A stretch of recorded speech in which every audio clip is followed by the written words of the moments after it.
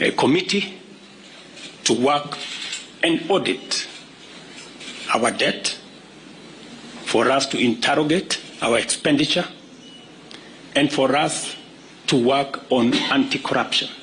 I want to encourage Parliament to expedite the conflict of interest bill that will support our anti-corruption measures, especially in relation to public officers. And I am hopeful that these are some of the conversations that we will be engaged in going forward.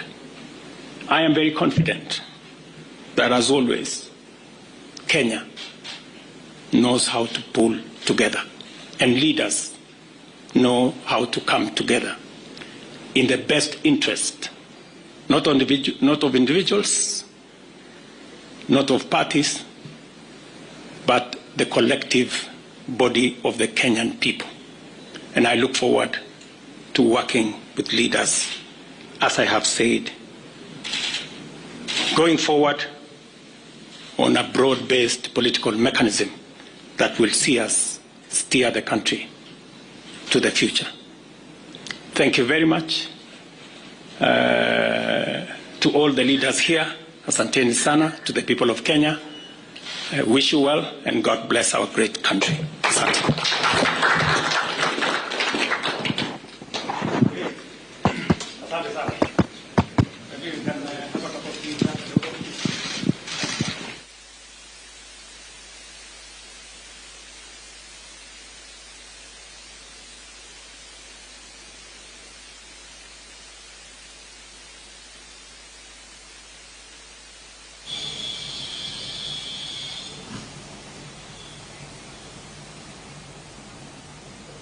Naam, ni Rais William Ruto hapo baada ya kutia saini mswada wa IEBC mwaka 2024, na ni mswada wa marekebisho, kwa Kiingereza wanasema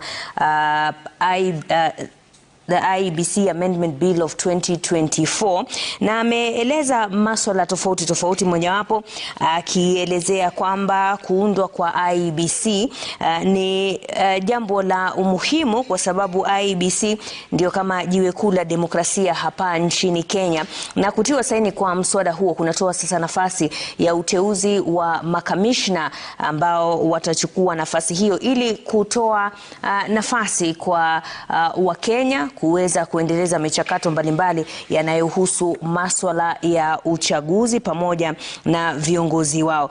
Na pia tumeweza kumsikiza kinara wa ODM Raila Odinga pamoja na kinara wa Wiper Kalonzo Musyoka, ambaye pia alikuwa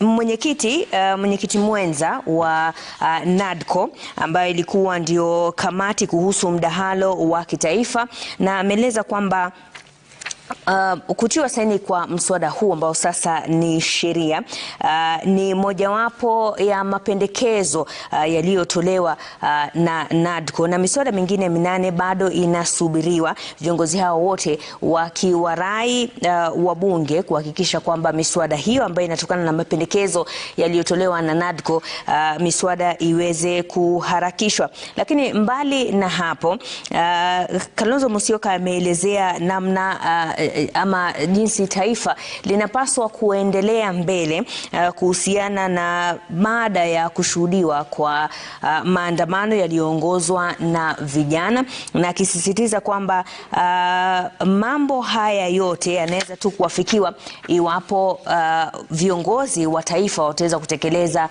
uongozi wao namna inavyostahili. Hivi punde, mtazamaji, tutakuwa tunaingia kwenye sehemu yetu ya mdahalo tukiwa na wageni wetu ambao watakuwa nazungumzia mengi tu kuhusiana na mbele ya Kenya, ambayo inahusisha pia sheria hii ambayo imetiwa saini asubuhi ya leo na Rais William Ruto. Tunapumzika kidogo, tunarejea hivi punde.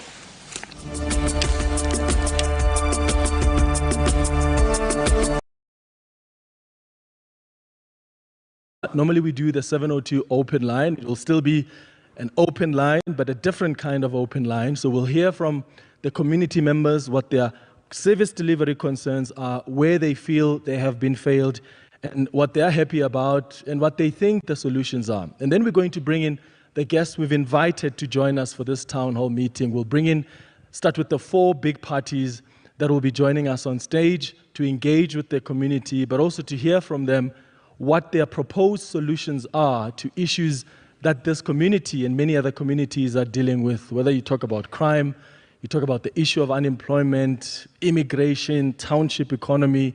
We'll also bring in political parties that are contesting national elections for the very first time. We'll bring in Rise Mzansi, Bossa is here, Action SA is here, Shiluva is here as well. The MK party is going to be joining us as well, and other parties that I'll also introduce to you at a later stage. But we're going to start with an engagement, hearing from the community, and Sidi Madia will be facilitating that conversation. What are the rules of engagement, Sidi? Good morning, Clement. Good morning, everyone. Thank you for joining us. I think the rules on my end are quite simple.